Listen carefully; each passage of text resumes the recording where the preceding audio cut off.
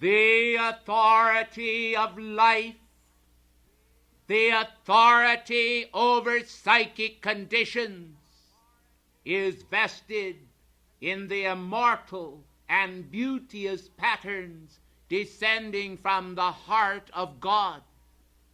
This reality that has no hollow mockery of constant repetition, but is the ever-new cup of bliss descending from on high as the fountain of light within the aura of the true aspirant, is the grace that we seek to daily increase, that you may have the strength of your own beloved mighty I Am presence, that presence which is the authority in your world may give you the dominion over those tattered facets of experiences that come forth from the subconscious as old manifestations of darkness and misshapen things. We are concerned then with the cleaning up of the world of men, that they may be fit candidates for the ascension in the light, that they may be fit candidates to serve the law and to understand the need for the mind of Christ, the mind of God, the purity that the law demands of everyone who comes to the temple at Luxor and seeks admission there. Do you know, blessed ones, that I am connected also with the temple at Luxor?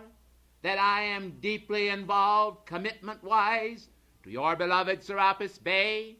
Do you know that individuals are brought to me again and again, that they may receive the power and pressure of my cosmic circle and sword of blue flame to surround those conditions within the world of men that continue to get them into difficulty with the heavenly patterns, because these manifestations of mortal thought and feeling, these psychic involvements with the dead, these spiritualistic activities, and these negative activities that are counterfeits of the real, are continually leading mankind into the wrong vibratory pattern. The souls, then, that desire to have the flame of God purity living within the aura of themselves as well as other men, will clearly see that there is a need to call upon me and a need to call upon their own God self, that they may invoke the needed from above to the realm below. These calls, blessed ones, are mighty and magnificent.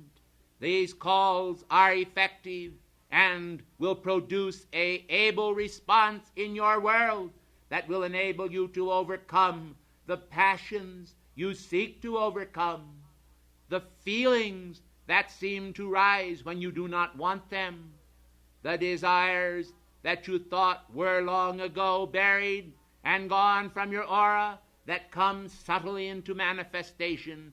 These will yield to my cosmic circle and sword of blue flame.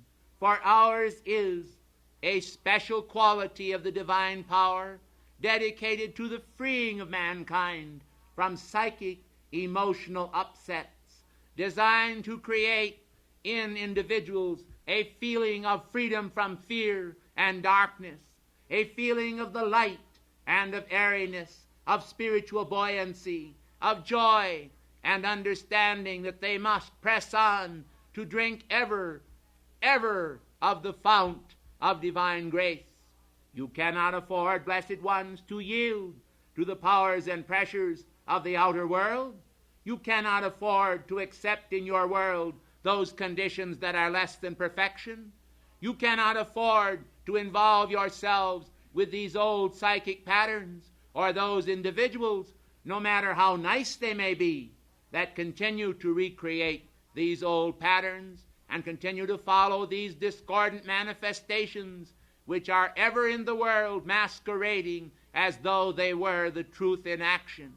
We want you to know, beloved ones, at all costs, that the light of your presence, The light of your God presence is the authority in your world. We cannot stress this enough, for individuals seem so easily led aside. And it is a very strange thing, for the instruction which St. Germain has given down through the years has clearly pinpointed to every individual who has given heed to it the need for the purity of the Christ mind in action in all things, how that they must understand the meaning of the constancy of heaven, and they must understand the meaning which this beloved messenger has told you again and again concerning the outpicturing of the cosmic law and the freedom that that law can bring. You cannot, as he has told you this night, serve two masters. You must understand that there is only room in your world for one divine master. And it does not matter how diabolical an interpretation may occur in the darkened recesses of your mind. These things should be called forth and invoked, more or less, as you call down the light right into them and demand that the cosmic circle and sword of blue flame from my heart of light shall actually seize that energy and surround it and encapsulate it and withdraw it so that it may no longer be a part of your world. There it must be transmuted, and the action of the blue fire will enter into it to produce the miracle of the will of God and a charge of the love of God that passes through it and strips it of the vibratory action of shadow and shadow things. You cannot afford, precious ones, concourse with the spirits of darkness. You cannot afford the contact with the spirits of the departed. You cannot afford to engage in spiritualistic activities that will bring you under the control of the dark forces in the world. You must understand that the caves of darkness are not for the children of the light. Did it not say, and does it not say, that those who have not known the depths of Satan may be candidates for the higher walk? Well then, how many of you wish to dwell in the caves of darkness? Do you not know that there are individuals today whose light is actually darkness? Would you want this to happen in your own world? Would you want to become a part of that enmeshment? I tell you today, as it has been told you before, that there are mediums who, like unto the witch of Endor, have found that these entanglements have plagued them again and again. For there comes a time from the point where they first were sincere, whereas they pass along the road of life, they become so involved in those activities that they can no longer distinguish the true from the false. And when this occurs, blessed ones, often they are pulled downward as into the drain in a counterclockwise direction, and it seems as though nothing can stop the debacle of their fall. Many of these have struggled for 3, 4, and 5 embodiments to get out of the realm of psychic contacts which they had once entered. I tell you then, before Almighty God and before your own divine I Am presence, it is so important that the student shall understand the need to cut themselves free from all psychic and spiritualistic activities and to enter into the fullness of ascended master love. For ascended master love is real. Ascended master love is true. Ascended master love is all enfolding, and it is the full sufficiency of the cosmic law integrating mankind into the force field of pure light and removing from him those splotches of darkness that are blots upon his path of progress. We come to you tonight then in order to assist you in finding your freedom. We do not desire to assist you in further entanglement.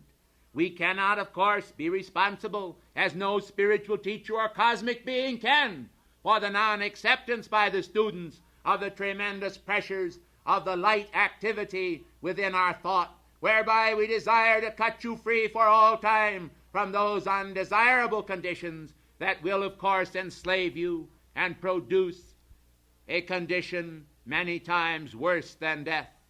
We tell you then that you ought to pay heed to our words and to realize the truth of it at all times. For in one little idle moment, men and women can let slip and find themselves once again in the dark.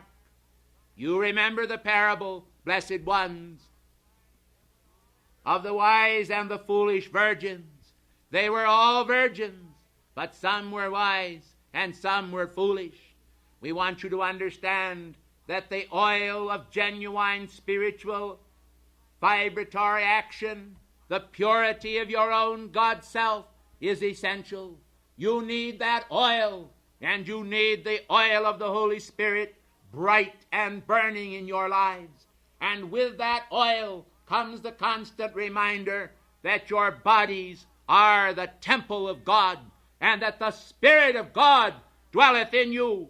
Will you understand with me tonight, then, that the little innocent pastime of the practicing of the Ouija board has led many an individual into a condition where he no longer is able to have dominion over his own world? We want you to understand that we do not approve, regardless of human opinion, of the use of the pendulum, which men and women have the opinion they can use with success. We want you to understand that there are, regardless of the manifestations of seeming reality in it, activities whereby individuals are guided for a time correctly. And in all these things it is so. They are guided sometimes for years correctly by these manifestations, all for the one purpose of that moment when they will be, as you say in baseball parlance, pitched a curve.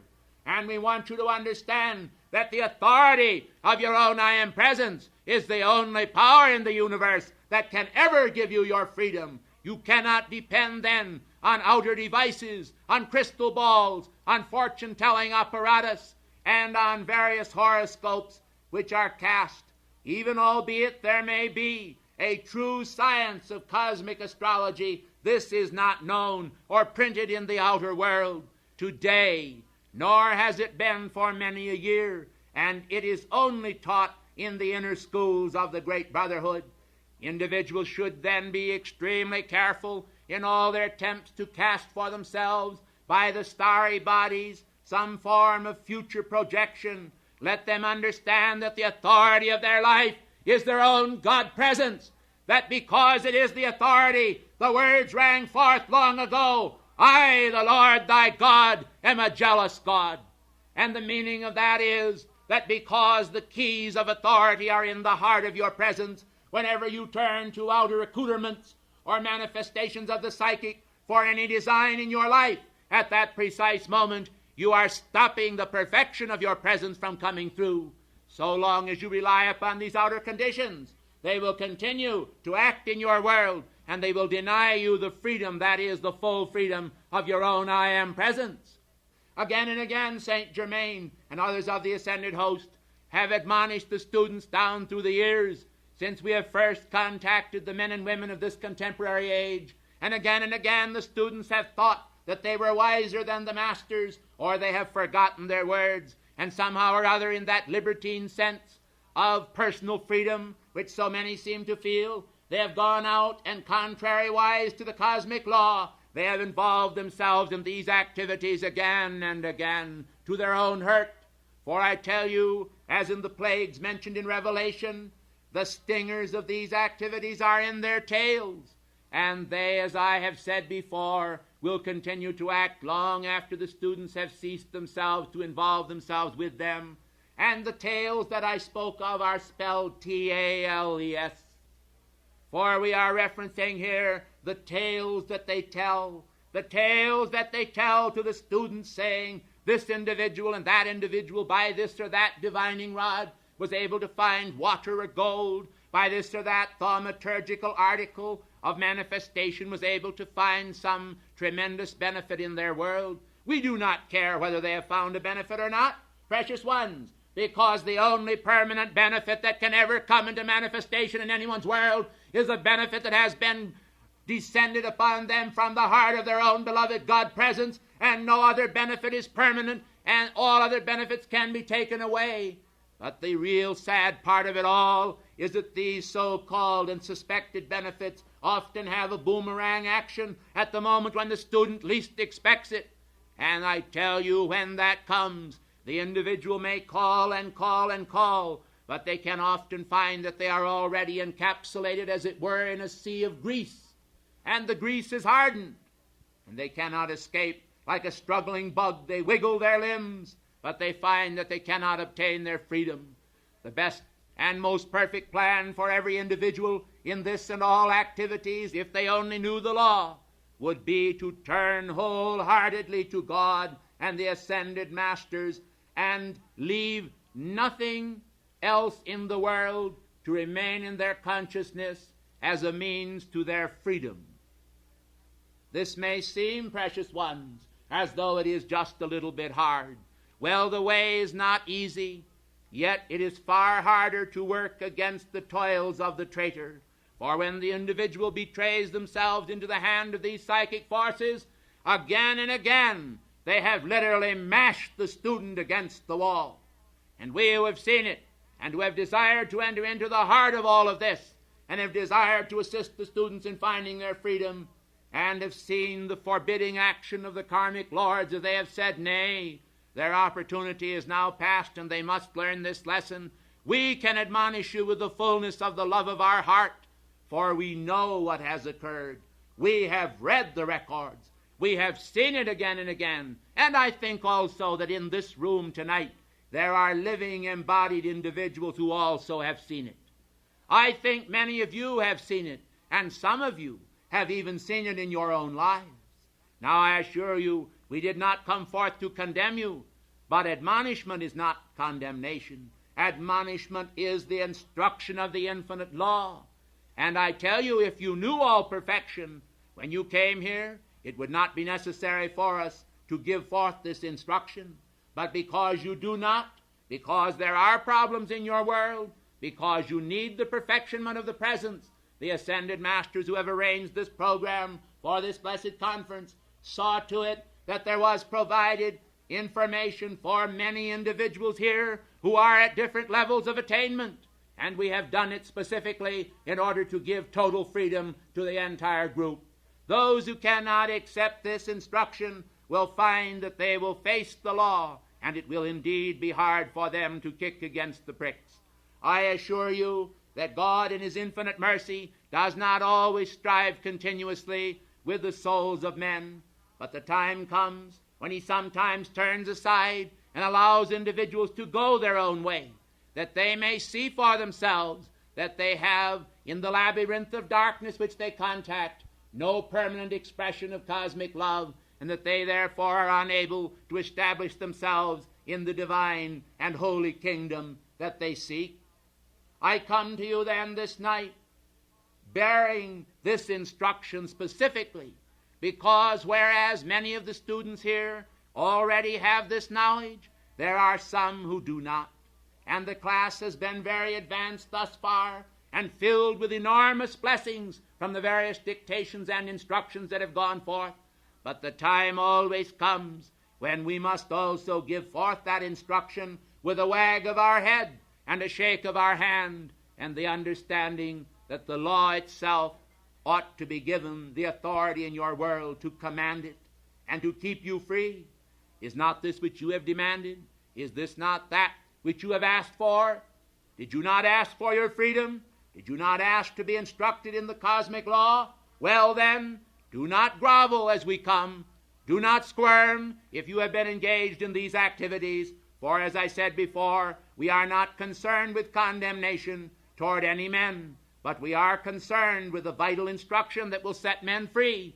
And the time must always come in everyone's life when they finally can admit that some condition in their world, whether it may be cigarettes or liquor or other activities which they have desired to overcome, must be overthrown by the activity of the Christ within them. They will recognize that there comes a time when they themselves can see to it, not out of condemnation for themselves or others, but out of a realization that it is no real part of their life, that they must then cast aside these unwanted commodities and lay aside these weights that so easily beset them, and accept the mighty power of the Christ in action. Blessed ones, sometimes the pruning upon the tree is extremely valuable. But I tell you, if the tree itself rose up in anger and said, well, I don't like this pruning, I don't like it at all, I'd rather die, well, then the tree can just shrivel up and die, as the fig tree did when Jesus cursed it because it did not bring forth fruit. We want you to understand that the admonishments of life that are given by the ascended masters and by the divine presence and by life itself are all calculated by cosmic law to bring forth the perfect holy vision of the celestial city in the life of every individual, to give him the realization that there are traps laid for him here below, that these traps are many, that he must be a wary individual, that he does not fall into them, and that he must also understand that by sweet surrender to the will of God, he is able to defend himself against many of them. But one of the greatest blessings of all is the correct use of our sword of blue flame. But would you believe it? We have individuals who use it almost daily, who will actually involve themselves in these psychic matters. Think of it, beloved ones. They have the instruction. They understand that their presence is the God authority in their world, and they still turn around almost daily and involve themselves in what you might well call the pit and the pendulum. Some of these individuals did not know, and they were surprised when I came forth tonight to speak of this, for they have been quite successful in the use of this matter. But, blessed ones, we know what we are talking about, and we know why. Because there is a similar principle there in the pendulum as there is in the Ouija board. It is an activity that opens the door to the psychic world to come in and to subtly move upon the consciousness and produce a strange thing in the consciousness.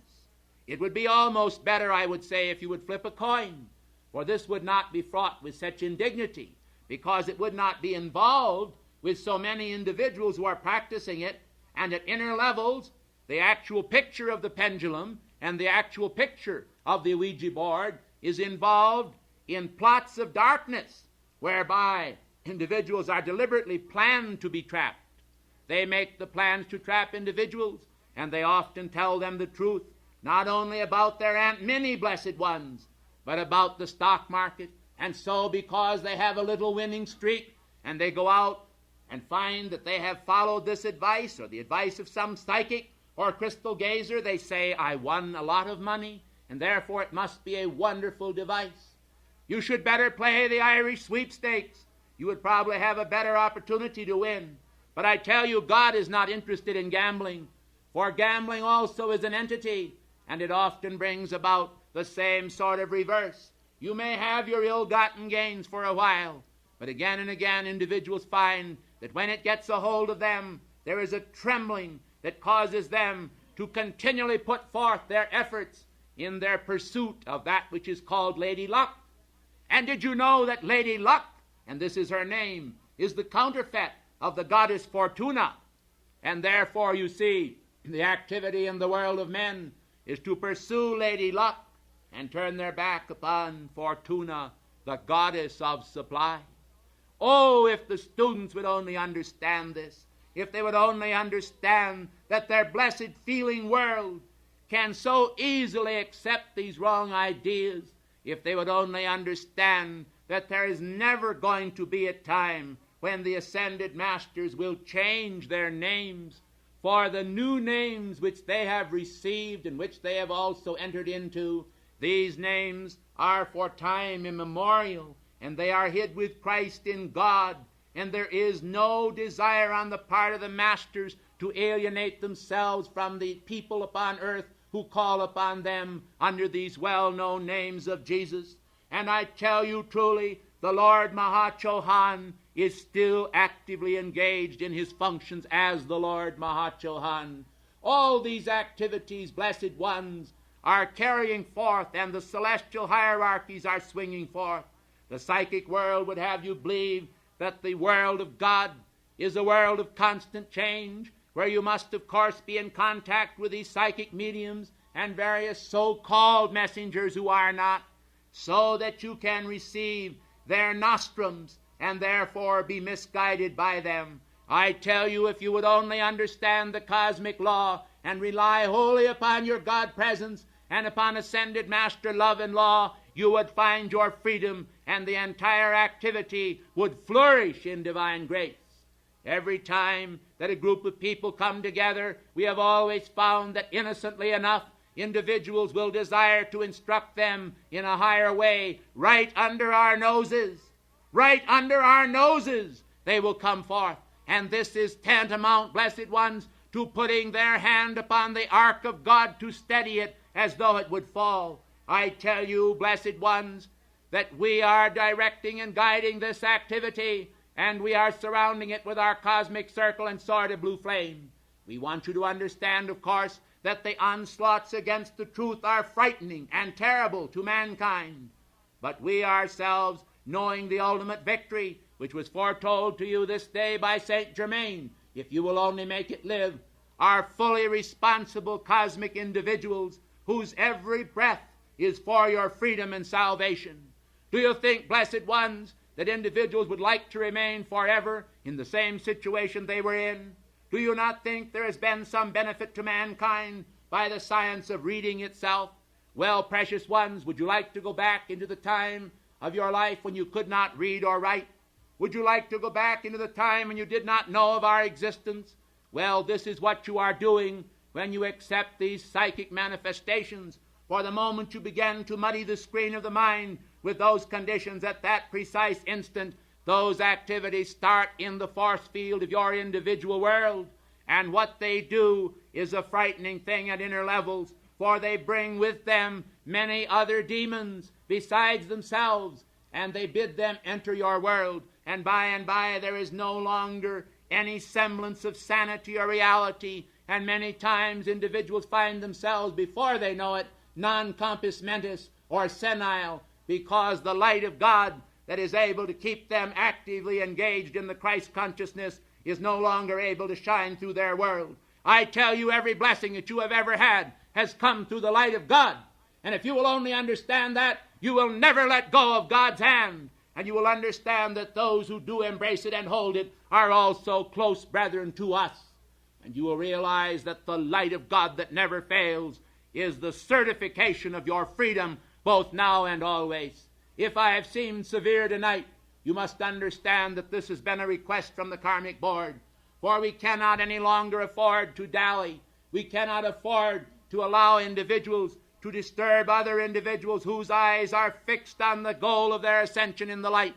And therefore tonight, regardless of the dark forces that have sought to come in at the supreme moment of your victory, when you had won, so to speak, the victory in Santa Barbara, the dark forces sought then at that precise moment to ride in, will you understand, to ride in on the wings of your victory. For just for a moment, you were somehow just a bit overconfident, not of the property, but of all things. And in an unguarded moment, individuals, as the goddess of light full well knows, can easily be trapped and therefore brought into those activities of darkened minds. We therefore tonight say in our final and parting thrust, we have spoken the law, and the law does not fail. It identifies with the love of God, and those of us who love you so well understand that there is an activity tonight that through 2 or 3 individuals seeks to find some lodging in the individuals who are here devoted to the divine presence. We desire that those individuals, if they will, shall cleanse themselves now and for all time from all of this darkness that seeks entrance into their world, and that every student here who has in any way been contacted by that shall understand that the purging activity of the sacred fire must be invoked this night in order that this class shall produce the miracles of perfection which we hope to bring forth on the morrow, which ought to be brought forth and will be brought forth if you will understand and hold your faith in your God presence. If you do not do it, I will not be responsible for the outcome, for each individual himself has his own responsibility to the law, and that cannot be moved. I say to you then in parting, I am Astrea, and Astrea I am. And when you call upon me, I will answer. But it is necessary that you acknowledge the law if you will live it. Therefore, let your life be the acknowledgement of the law.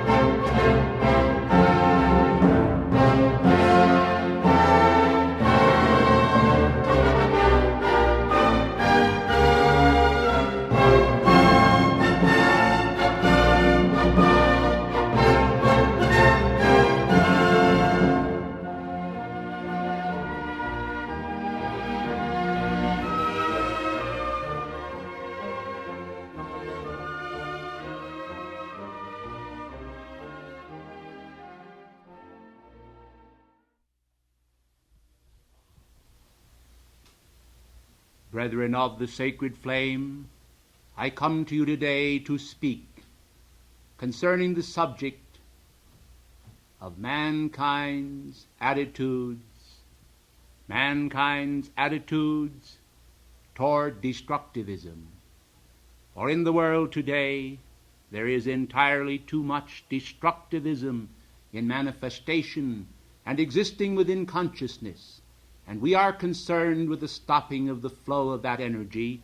And therefore, as we address ourselves to the keepers of the flame fraternity, it is in order to evoke in you a response of the cosmic constructivism of God as counterpoint to that which presently exists in the world. I will give you an example. An individual hears that someone has inherited a vast sum of money, and immediately relatives all over begin to manifest their jealousy and to seek how they themselves may come into a portion of it. We would like to point out to you, without giving further examples, that this can be carried on almost ad infinitum. The human race itself, by its destructive, jealous momentums and other activities involving the ego, is constantly creating and sending out into the universe feelings of destructivity and projections of malice. I also want you to understand that there is something about this that carries over into the world order and creates in the structures of nature destructive intents and malintents. Now, if you will stop and think about it for a moment, you will see that there is a reason why I am coming forth this day, in order to show you that I am the advocate of constructivism, of positivism, and of the manifestation in man of joy in connection with that which he does that is benign. I want you to understand that throughout the earth, whenever a great man dies, there are in most cases as many people who cheer because of his death as who regret it. When you understand this tremendous momentum, the power of the mass crowd, it is almost a general malaise and hypnosis, you will recognize that the destructive intent of mankind in humanity is frightful indeed and ought to be stopped. And I think, therefore, that in the future we will perhaps expect that certain decrees to stop this awful momentum and to turn it into the power of constructive thinking and right ideology will be brought forth. As I speak to you today, it is with a deep sense of abiding gratitude for the majesty of the wholesome attitude of your hearts in this day, seeing to it that the concept of your beloved El Moria will become a cosmic reality. I want you to know then a little bit about that which we intend to do. In this blessed mother house of the Keepers of the Flame, it is our desire to enshrine a special activity to the Blessed Virgin. We intend there to create a concept concerning motherhood and for the children of the world, that is to bring forth an immaculate concept in them, transferring from the mother of the world to the children of the world those vast cosmic ideologies which will make of earth a heavenly place. You may say, the darkness is great. We say, yes, but the light is greater. And therefore the light of our purpose will go forth, and regardless of what mankind may put his hand to do that is destructive, we are determined by our own activities of light to do battle, if you will, with the forces of destructivity until they are no more, and we shall vanquish them on the point of the lance. And we shall see to it that in its place lances of cosmic light will come forth, and men will understand what that means, for they will recall how that at Eden the angel stood with a two-edged sword, and therefore they will understand that not only has man employed the sword, but God has also. And they will understand that the Word of God itself is sharper than any two-edged sword. And they will understand that man must become victorious in the battle between light and darkness. It is true, of course, as beloved El Moria said in his recent letter, that darkness is not, and that light is. Nonetheless, you ought to know that when men take light and misqualify it with darkness, it has a shadow shape imparted unto them by their own energy. We are concerned then that the students shall understand other activities that will take place at the Mother House. We are barring this place to the average students, and only those students who have been members of the Keepers of the Flame fraternity for a period of 1 year and are in good standing will be permitted to come there.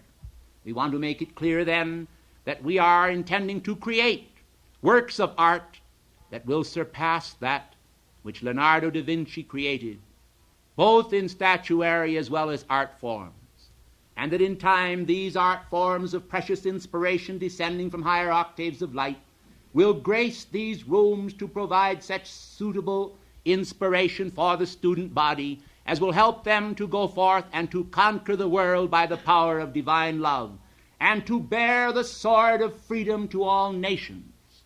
For we are determined that spiritual power shall replace temporal power, and that spiritual virtue and the humanities shall embrace a humanity that is ready to receive it.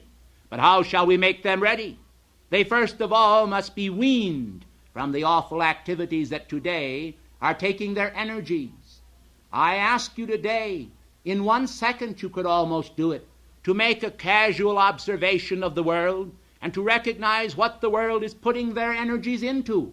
Do you suppose for one moment that those things which they are sustaining today by their momentums are worthy of permanence or of eternal life? Do you think that they would provide them the fires of inspiration that the cosmic gifts of God will do? Certainly not. And therefore, what is really important is that the soul of humanity shall go free. And if the soul of humanity is to burst its chains And cosmic reality, which is the dream of God for every man, is to become the breathing reality in man. It will be because men and women of the Spirit have given of their heart's devotion to the cause of freedom's flame. We, in higher octaves of light, have not hesitated over the years to build momentums of constructive endeavors for all peoples. And in spiritual emulation of our challenges, you too will walk the road that we trod, and you will find that it leads you straight to God. We come to you then to say that this way that leads to God is not of necessity a thorny one. For as the years pass, the Lord Christ and every avatar has said, we must bring greater sunlight into the lives of the aspirants. We must make the path easier by that which we do. And this is the father-brother concept. It is the concept of progressive revelation, whereby in each succeeding generation men seek to erect temples more nobler than the last. And therefore it is possible for you to grasp this day those cosmic principles that will help you to better hold high the torch of freedom, and to understand that we are a living, breathing reality, a fraternity of the Spirit that beckons to all men to come and go this way we go. For it is the way of peace, the way that Christ has said, ye know. It is the way through which man can evoke the flow of crystal streams from Elysian hills, from fountains of cosmic illumination, and find his peace in so doing. For men are then no longer tethered to the earth as a wooden peg driven deeply into the ground and bowed down, as a bull, as it were, with a ring in his nose. But instead they are able to look up and see the sun and aspire to it and say, my Father, give me this trinket that I may wear it about my wrist. Do you see, blessed ones, there is nothing so great in the entire universe that cannot, blessed ones, become your own. For you can literally dangle the worlds even from your hand as though the worlds were only yo-yos. But you must understand that such tremendous gifts and graces is also accompanied by tremendous responsibility, which must be tested by the Brotherhood ere it can be given. And thus life itself has provided limitations for man, sometimes these limitations being created by God, the karmic lords, and the Brotherhood, in order to prevent man from destroying himself. But there are other forms of limitations which man has imposed upon himself, and these, we must say to you today, must be broken. They must be break, for they are break upon every noble and progressive effort. They stop and halt efforts before they can become a fait accompli. And we are concerned then that these things should be, that reality, the reality that makes free, should blossom within the soul, and that the fires of the sun should become the lot of everyone. And if this is to be, it must be because of such sweetness in the soul as to cleanse itself from every aspect of malice and terror and destructivity. For destructivity is a frightful thing. It is multiplied on a world scale. It is frightful because when individuals are lifted up into world prominence, there are always those of unsound mind who plot their death or destruction. And in your time you have witnessed the assassination of any number of great world figures. And I assure you that this too poses a problem for the governments of the world and the peoples of the world, who are frightfully ashamed within the social world itself of these things when they happen. For they seem to happen as the result of certain unsound minds, but I tell you they happen with the consent of millions. And therefore destructivity must be stopped, it must be halted completely, and it must be replaced by the bonds of such a sweet love of constructivism as will enable the people of this age to change the destructive momentums. And therefore, whereas we have said that the dark cycle will start on January 18th, 1969, unless mankind does something to reverse it, we are this day mindful of the tremendous gift of your love that you have given throughout this class, and we are hopeful that something can be done to stay the hand of that activity of destructivity and to replace it by a constructive momentum that will sweep the world with the torch of God's love. This can be done, we are convinced of it, For if a certain segment of humanity can accept, as you have, the tenets of our existence, the understanding of our aims, and the fire of our love, why not more in the world? After all, even today you are witnessing a phenomena of the dissolution of religious activities by a deliberate plot created even in the minds of the scientists who have leveled frightful criticism against the Pope. We want you to understand then that this form of criticism is actually directed against all constructive endeavors, for it is actually the manifestation of that beast which you have heard should come, Antichrist. And it must be attacked with the full fury of the blazing white fire from the central sun. The students of light must understand that they cannot and dare not consent to these inroads, but they must also understand that religion itself in part may be dissolved because of the fact that the true spiritual mysticism that makes man aware of God will come into greater prominence and direct to mankind the understanding of how to build one spiritual edifice, the edifice, the temple of God within their own world, that will enable them to be a part of that larger temple, the solar temple of Helios and Vesta, dedicated to Alpha and Omega, to the eternal Father God, and to the eternal Mother. For without the Mother, what would the Father do? And therefore the androgenity of the Most High is also manifest, and the cult of the Mother of the world shall flourish in this time.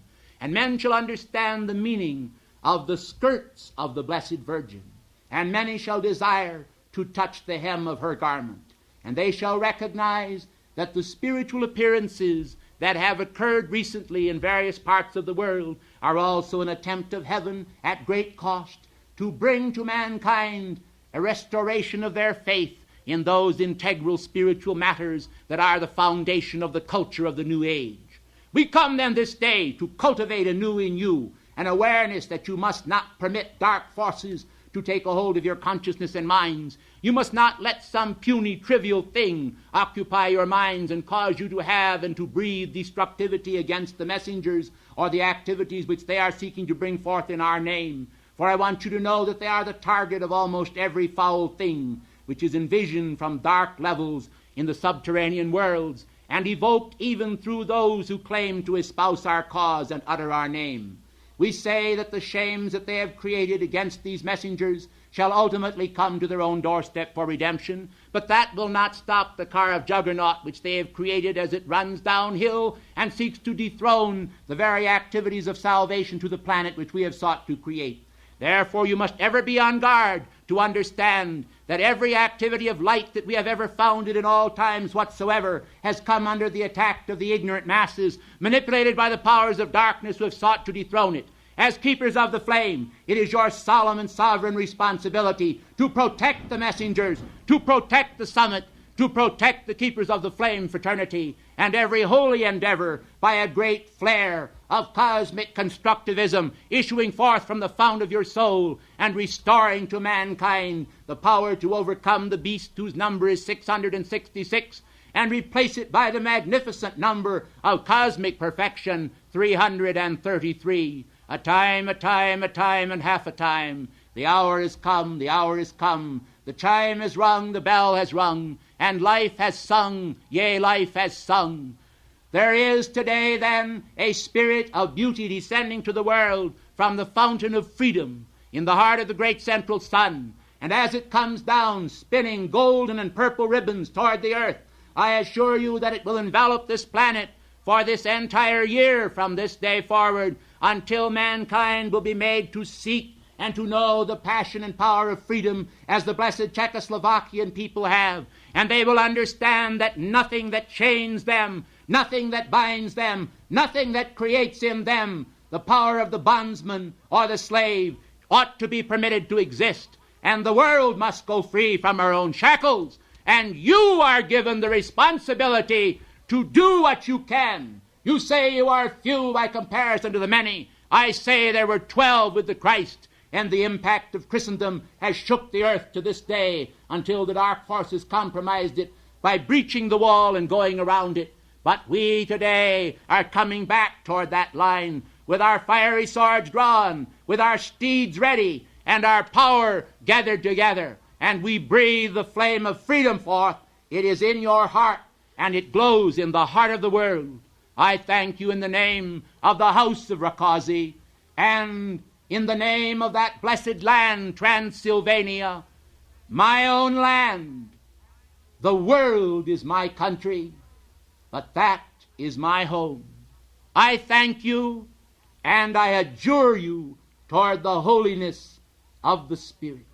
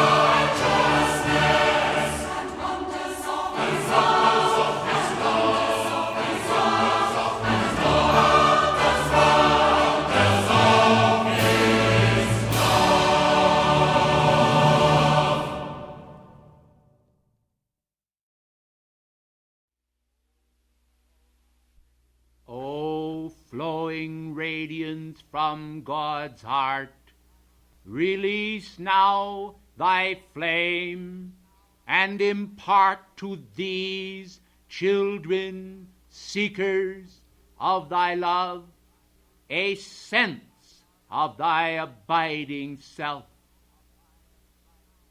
The moment is now, when ye live, and consciousness does descend with golden threads of holy wisdom, when you can grasp, even in the Lilliputian finite world, the meaning of infinite love.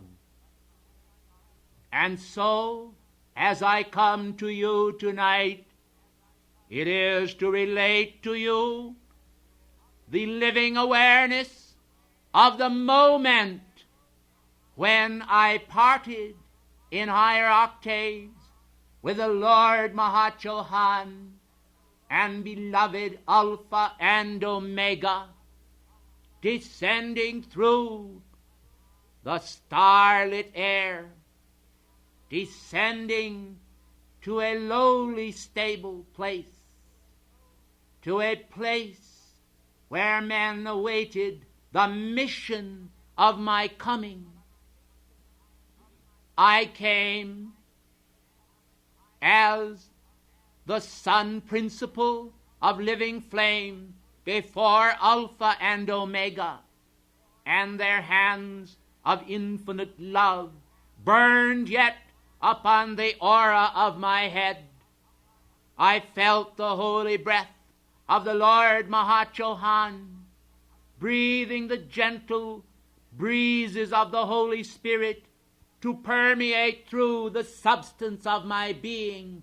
And then I saw the turning world in space and descended downward, downward, accompanied by myriad angels, for I was not then left alone, but I came with the glory of the infinite mystery. And as I descended, I saw the hearts of men below, hearts that glowed with hope. For had not Messiah been promised? Had not the prophets foretold that I should come?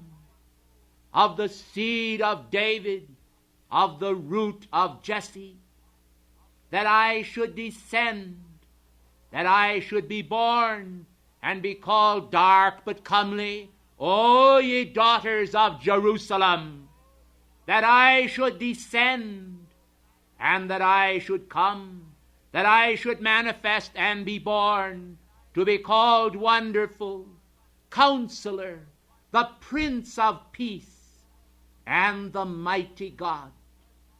These titles were far from me at that moment, for I was imbued with the spark of the mission. My concepts were those of service. They were concepts of how can I alleviate the misery of humanity scattered as the flocks upon the hillsides of the world. How can I bind together Parthians and Medes? How could I bind together Jews and Gentiles? How could I bind together the men of Asia and the men of Europe? How could I bind together all of the people of the world, the uncivilized tribes? For they all registered within my consciousness. And I saw the earth reflecting the pale glory of the sun. I saw all of this from afar, and I descended now into the holy atmosphere. I came yet unborn, and then I saw her form, Mary, the mother, Mary, the tender one, the heart of the Magnificat. I saw her aura, the beauty of her light, and the protecting love of Joseph. This was a tangible reality to me, for it was that which I sought to see and to behold, that already souls were anchored below, awaiting my coming and assisting me in the fulfilling of my mission. For from the beginning, the moment of my descent, I was already a grown shepherd boy. I was already the good shepherd. I was already tending the flocks in my mind and heart, and I knew that soon a strange oblivion would overcome me, a moment of dizziness, a moment of whirl, and then I would be cast within the flesh form of a tiny babe. They would hear my gurgle and low cry, and they would say, "He lives," and the shepherds would come, and the wise men of the east, and Herod would seek my life. And so the battle from the beginning was taking shape. It was a mission already proscribed in higher octaves of light. It was the mission of the soul. It was the mission of each one, of each heart. For I perceived myself as though I were all men, as though I were offered unto God as a living sacrifice for their intentions, for the reality that they sought, for the Christ consciousness that must imbue them. I already saw my compatriots there awaiting my coming. Lazarus and Mary and Martha and Peter, Simon Bar-Jonah and James, and every one of them, they were there, the elder brothers that I knew so long ago as the sons of Jacob. There was my betrayer also, who had long ago betrayed me when I was Joseph in Egypt of the coat of many colors. And now the sole garment of the sun was mine, the seamless garment of cosmic light. Now I knew that I would walk upon the hillsides of the world and carry that staff, the shepherd's crook, within my hand.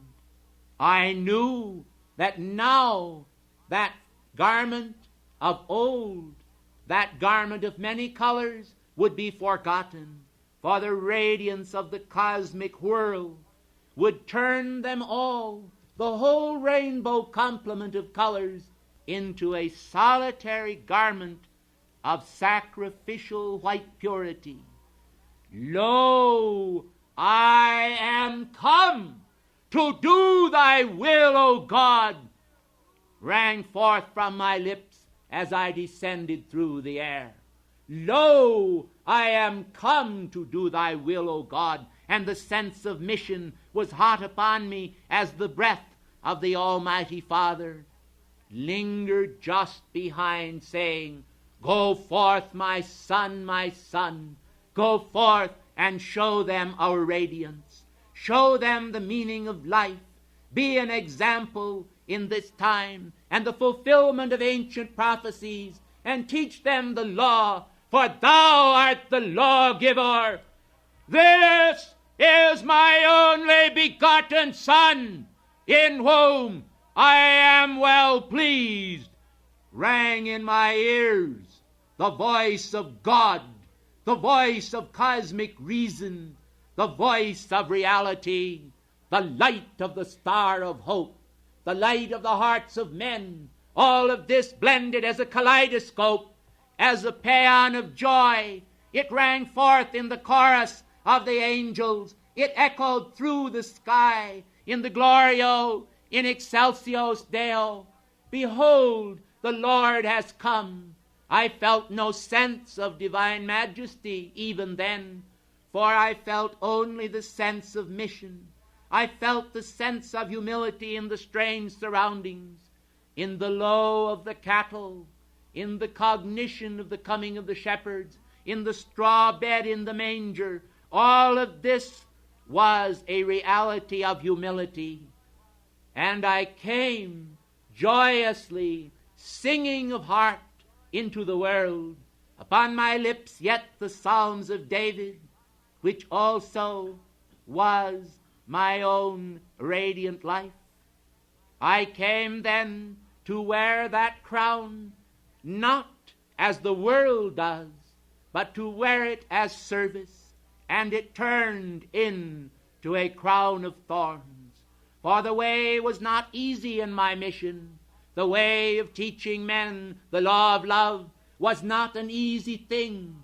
And when I sought to illumine the minds of the apostles, and I watched how strife did ride in, and they were so easily turned and perverted from the law of harmonia, the law of love. Oh, blessed ones, there were moments when I did indeed seek the blessedness of sleep, even in the boat itself. And while the waves did rage, within my soul I found the assuagement of divine peace shining, and I found the consolation of communion with the Father, a solace of cosmic reality. This is your own beloved I am presence. This is the fashion of cosmic reality for every man, to be imbued with a sense of mission, not to sell his soul for a penny or for a farthing in the marketplace, but to understand that the reality of the mission is everything. Individuals are so frightened, like little birds, and I remember now how one day I did pass outside the carpenter shop of Nazareth, and I found a wounded bird. This wounded bird was hopping about in the grass, and it struggled in fear to run from my tiny barefoot feet. But I reached down with love in my heart, and the little bird felt the passions of my love, and he was stilled, and I gathered him into my hands. And then I noticed that his little heart was still wildly beating, for there was a residual fear that even my love could not drive away.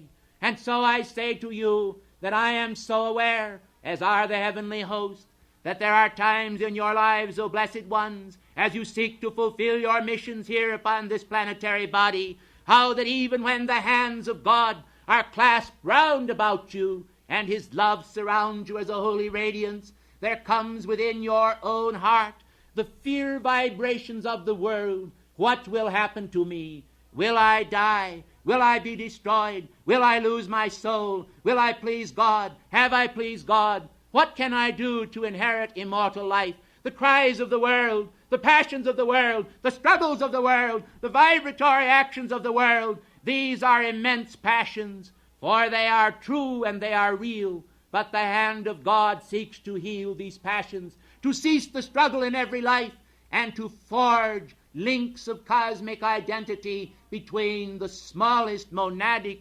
individual living upon the planetary body, who will recognize the wholeness of his life because his life is God's. Take no thought then for your life. Take no thought for the morrow will take thought for itself. The love of the Father, even for the sparrow who falls, was taught to me that day, for it was but a little gray sparrow I held in my hand. And so, as I passed through the days with Mary and Joseph, and as I grew up there amongst those people, a strange spectacle at times, for I could not conceal from them a little of the light of heaven. I could not conceal it beneath a bushel, for I dared not neglect that mission even at early hours. Do you recall then how at the age of 12 I did teach the doctors in the temple? Do you recall how that my parents, Mary and Joseph, did rebuke me? How that they felt this was a massive act against the authority of their world? And how I spake unto them and said, Wist ye not, know ye not, that I must be about my Father's business? How strange it is that worldly fathers do not understand the calling of immortal realms. They do not understand the breaking of the bread that cometh down from heaven. They do not understand the meaning of healing those who are afflicted, of cleansing the lepers, of raising the dead. They do not understand or witness the phenomena of life that are all around them, as the hand of God, again and again, even in this age and in all ages past, has exhibited the unusual phenomena of what you call today, in legalistic phraseology, supernaturalism.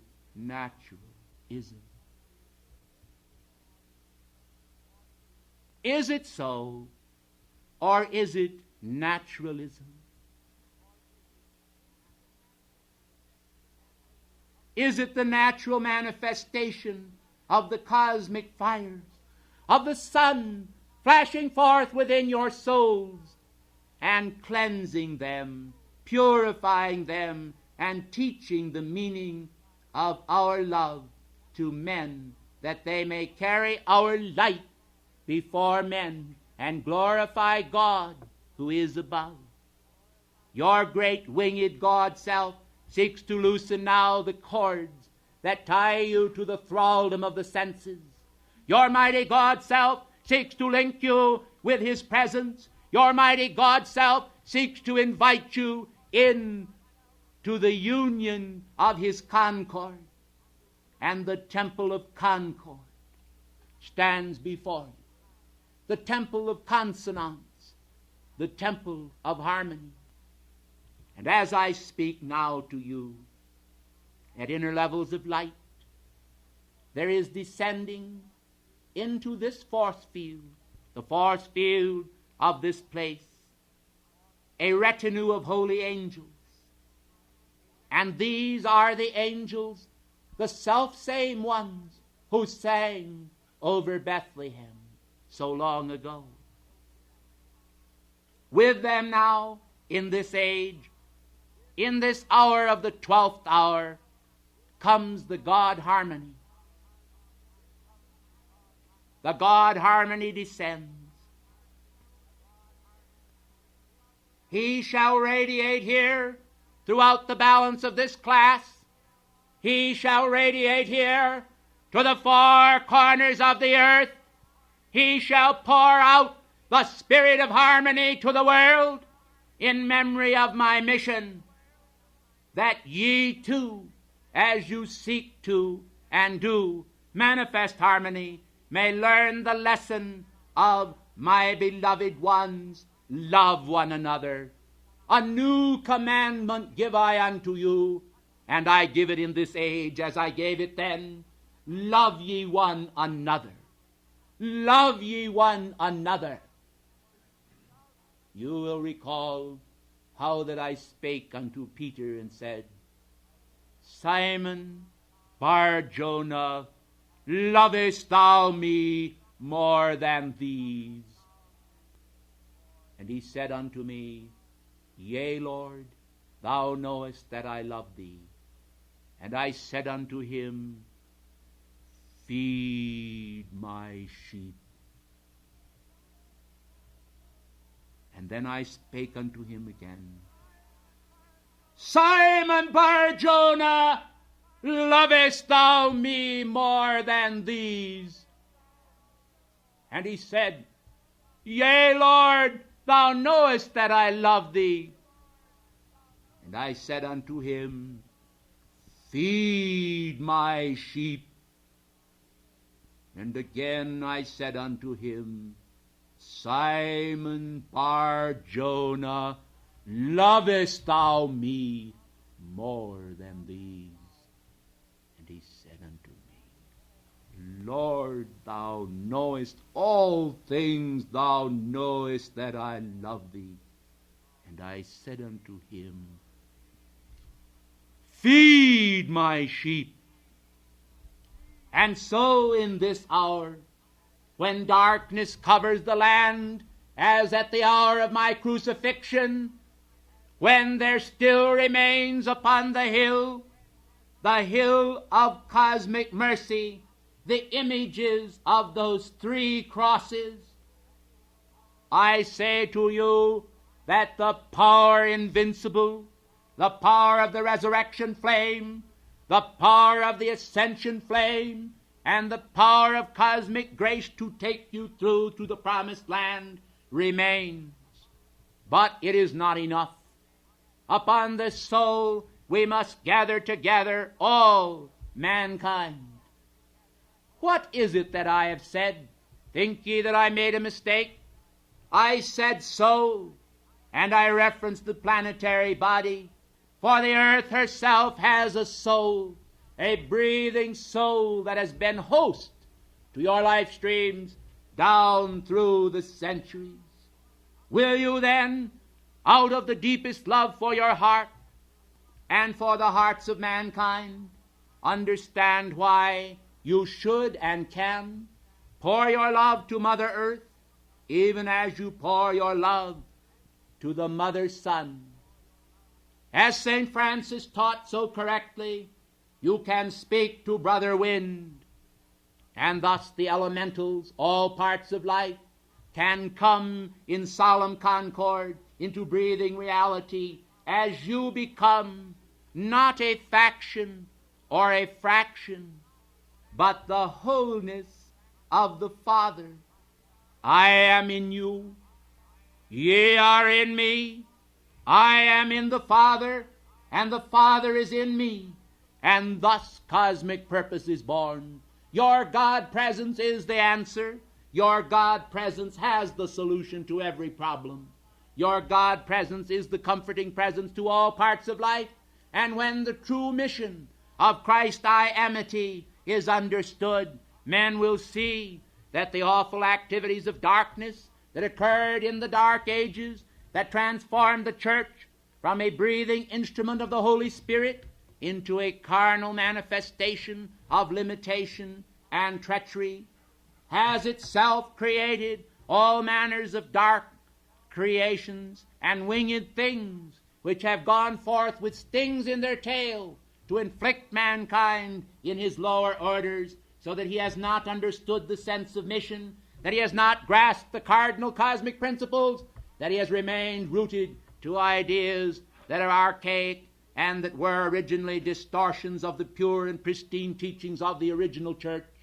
Let me say unto you then that a great return must come in the heart of the world to the cardinal principles of cosmic love.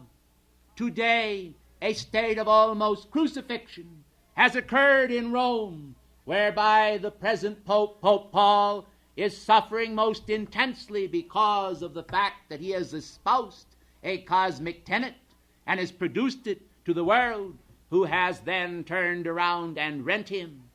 You must understand how all of this is working. There are forces of darkness seeking to ban prayer in the schools of the world, and as you have now heard, even in outer space, I say to you, we shall come with our angels and with our two-edged sword that goeth forth out of our mouth, and we shall seal the lips of Madeleine Murray, and we shall seal the lips of all who will perform these activities of forbidding communion with our Father. For the hour has come when the judgments of heaven must descend, when the power of divine harmony must rend, when the curtain of the night must be raised, and the golden dawn be praised. For God is in his heaven, all is right with the world, as the world comes to understand that at the hour of midnight, when the bridegroom cometh, he cometh to take possession suddenly of his temple. For the earth is the Lord's and the fullness thereof, and know ye not that your bodies are the temple of God, and that the Holy Ghost dwelleth therein? Understand then that the Lord who cometh suddenly to his temple cometh to grace it, to replace there the Shekinah glory, to replace there the tabernacle of witness, to place there the Ark of the Covenant, to create in man the understanding that upon his forehead and upon his right hand are the laws of God, that they are written in his heart, and that they will spring forth full-blown, and that the chariot shall roll toward the sun, and that the caravan, the beautiful caravan, shall arise as ascended souls go into those beauteous skies and understand that right where I am, there they are. Men say, where is heaven? They say, where is hell? I say to you that right where God is within you is heaven, and right where the carnal mind is, there are the patterns of Sheol. Understand then that as we speak unto you, we come to say that the commandment of old, the voice of old, the elder voice rings out now quite clear. It is this, and you must hear, Abba, Abba, Abba, Father, Abba, Abba, Abba, Father, Abba, Abba, Abba, Father. Bless the world now with our light come again, to evoke at the 12th hour the radiance within the soul, that the shackles, the awful shackles, may be cast off, and that freedom may unfurl his banner, St. Germain, covering the margin of the world with the sundering ray of infinite freedom, the passion that he brings from the heart of God to bestow with me upon all life the blessings from on high that will end every strife and make each soul within complete and lacking nothing. I am come again that ye might have abundant life, and I have established it. Will you accept it and be free? My peace I give unto you, not as the world gives peace, give I this peace unto you. But I give you my love, with my peace? Will you spread my love amongst men by honor and boldness and the sense of victory? Then I think your mission shall become my own, your own.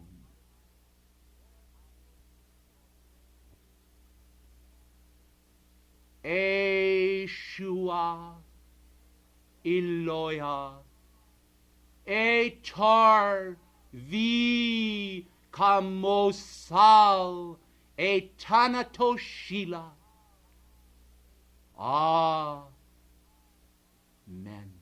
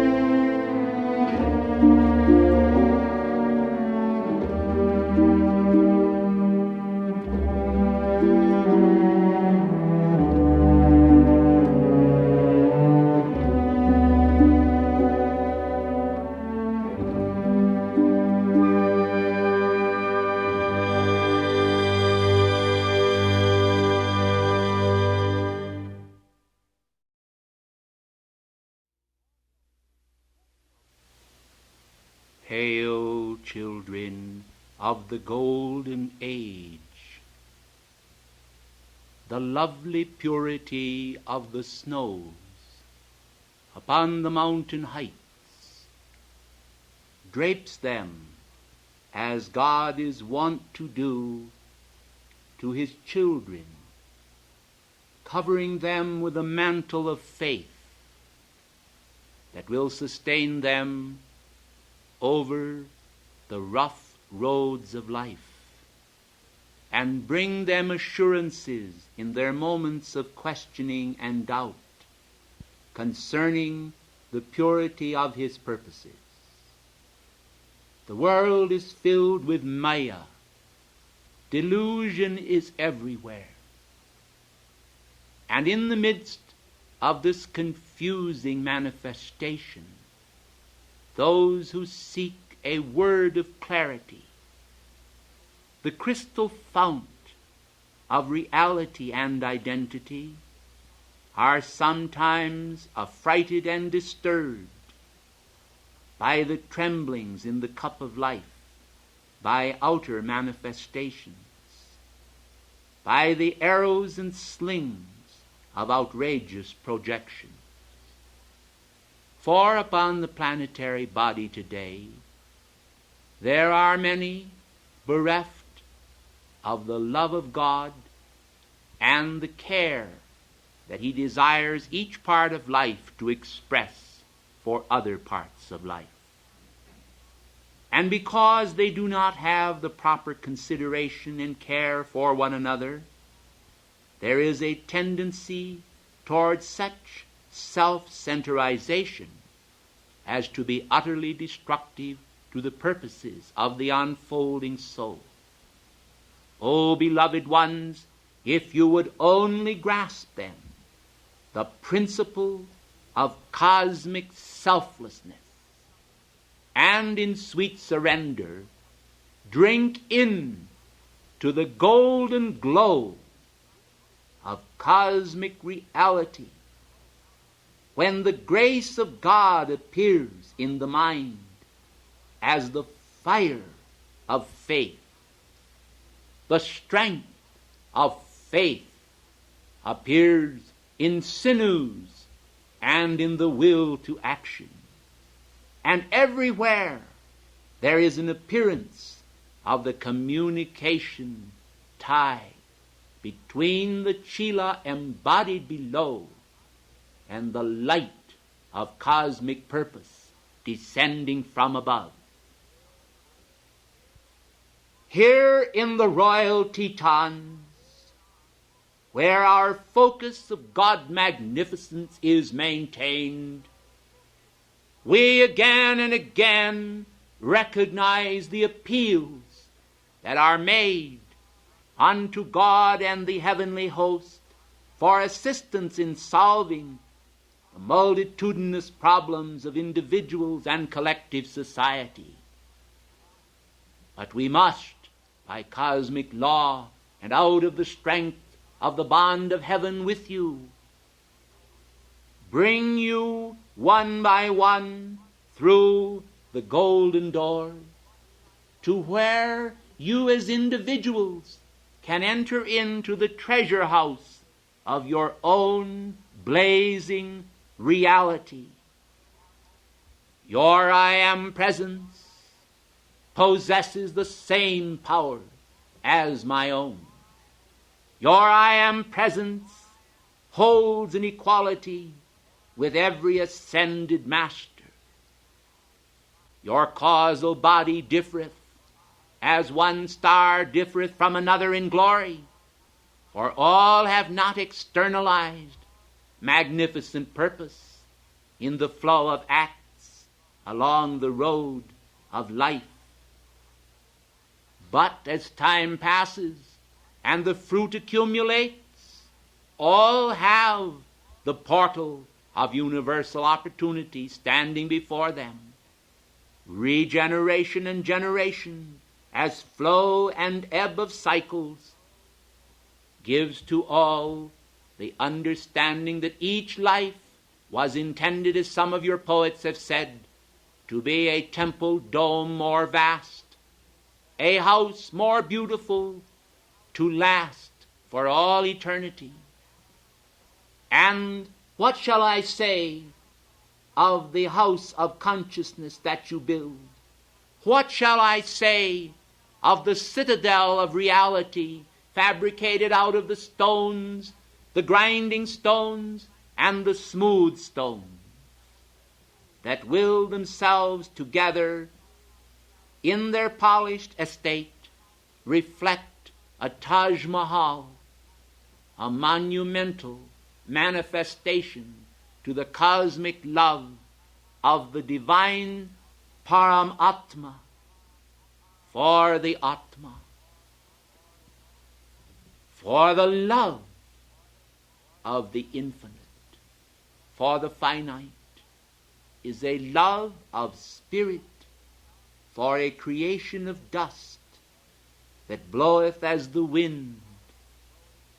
And now to this God would impart the stability and reality of his tender care for each life stream. You have heard it said that not a sparrow falls that does not concern the All-Father. Here in the Grand Tetons, we maintain our own records of cosmic concern. And these records will prove to all who peruse them on their spindles of gold that the love of God is no respecter of men's persons. And so, to he or she among you who is tiniest in thought of himself, whose self-love is least, whose esteem is the farthest down the rungs of the ladder, let me say unto you that the interest of the divine in you as an individual is equal to that manifest to the Lord Christ. And if you will grasp in faith this principle, it will help you to climb the ladder as a toddling child, learning to take his first steps and to realize that all of this time it is not God that has held ye back, but your own lack of faith.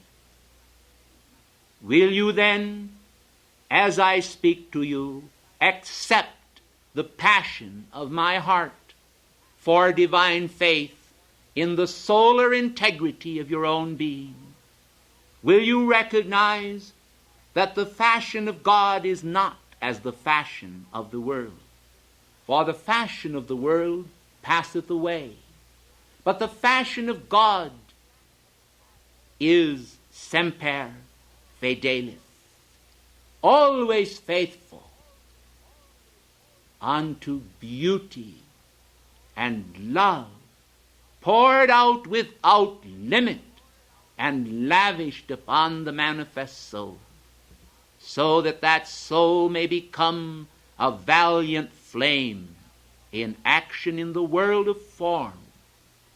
Out of the act of faith there is born the star or head that, as in Tannhauser, the opera, does signify an ode to an evening star, now rising to the dawn, when light that descends from now on will bring ye to a clearer vision far than e'er ye thought could be. And so your blessed eyes his hands will ope to see the reality through that door that floods the soul with light. Compassion, rub the shield of God, it glistens with his honor bright. Your champion knight in days of trial is the soul of God within. The droplet, yea, the shining dew, in rose-cupped fair, reveals to you the presence there of God in man. His plan is lifting souls from sod. He'll hold them high and bring them safe to God. I, Lanto, in memory of all that should be, prefer to disregard that which should not be. And so I utter a prayer of passion in my heart now for the people of China, ancient land of many lamps. I urge that Western world shall understand that Eastern world is part of the whole. Let men then espouse a higher goal of brotherhood, that both may complement one another, and see that as the hour darkens, light is needed. My appeal then to the people of the world, at this class of the 12th hour is for that which should have been from the beginning. For the goal-fitting of the world is not goal-fitting at all. They work and seek to wreak havoc upon the order that the centuries have produced.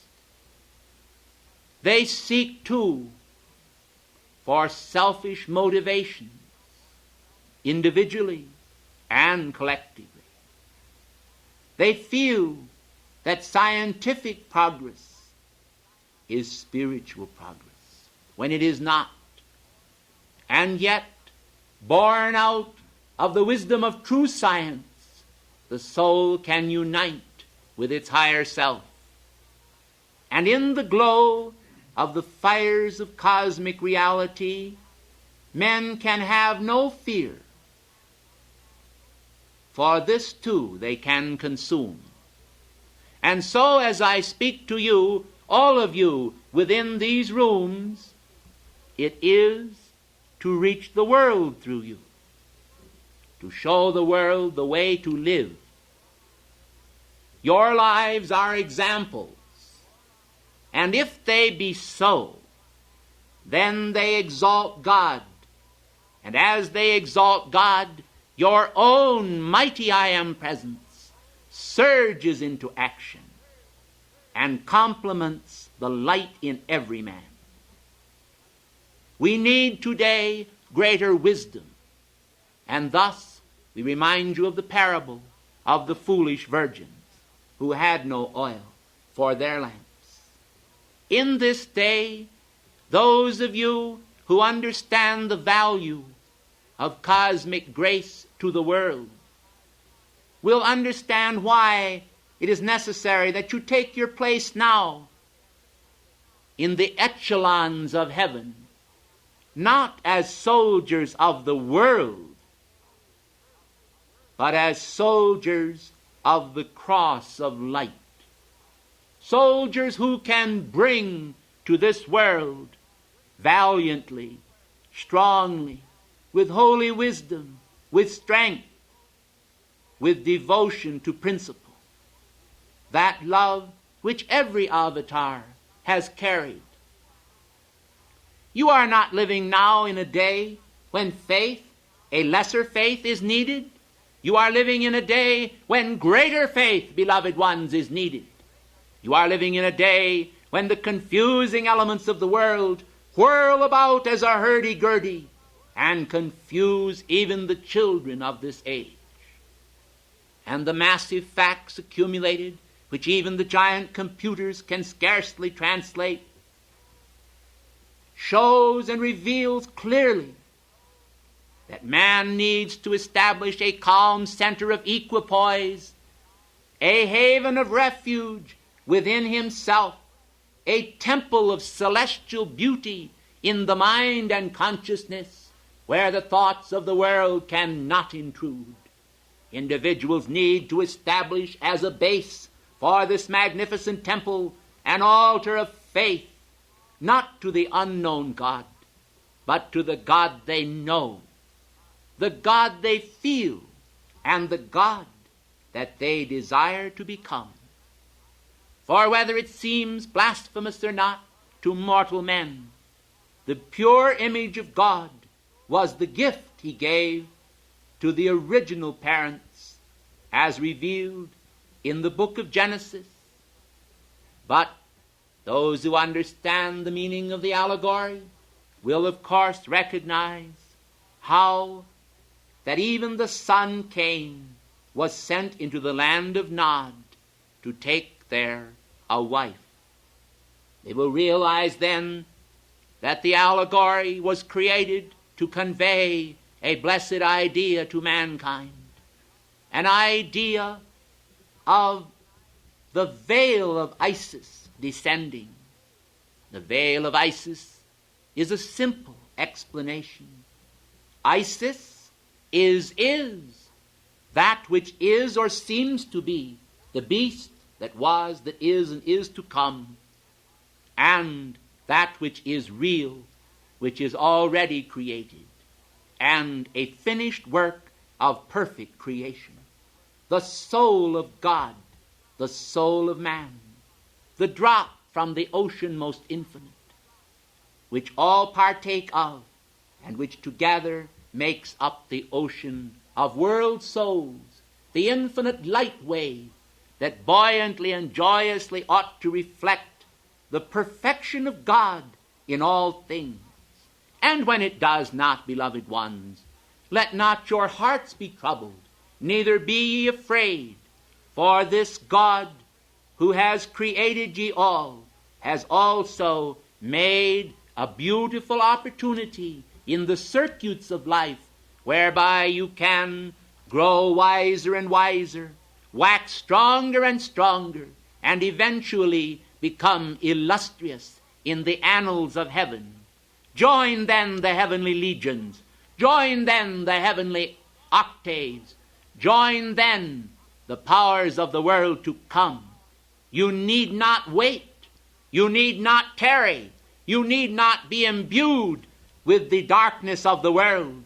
You can today overthrow by a holy wisdom all the mitigating circumstances that seek to take you away from God, that seek to modify your spiritual reality, that seek to dilute your spiritual portion, your gift of divine grace. Understand then that to recognize the reality of the image of God within you and to seek line by line to draw it forth in the lineaments of life action is the will of God for all. It is the sustaining momentum of faith which will weld together a body of world servers below as above, that the legions of heaven can depend upon you in moments of darkness to rush forth phalanx upon phalanx into the world and to say to the hosts of darkness, we will not yield one step, 1 inch, 1 foot of ground to you, for we will move forward to declare that the earth is the Lord's and the fullness thereof, that the fruit of the ground is in his hand, and that out of him, yea, the rod of Jesse, has come forth a rod, even Aaron's rod which budded, and so out of the promise of infinite love comes to man the recognition that the spine is the spine of purpose, that there upon the bud blossoms the sweet flower of cosmic reality upon the staff, and that this is a symbol of immortal life, that caduceus light with wings of song raises the heart to the passion of divine joy, singing all day long, I am within thee, humming now and spinning as a wheel. I weave upon the looms of life my joyous God appeal. I am the Father and the Son, the Holy Spirit too, reality divine all one. I come, I come, I come to you. Peace be upon you.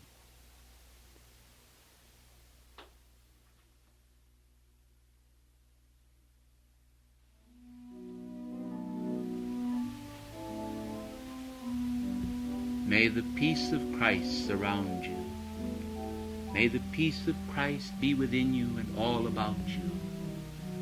And may the love ray of the universal enter into the stillness of your hearts and make you free.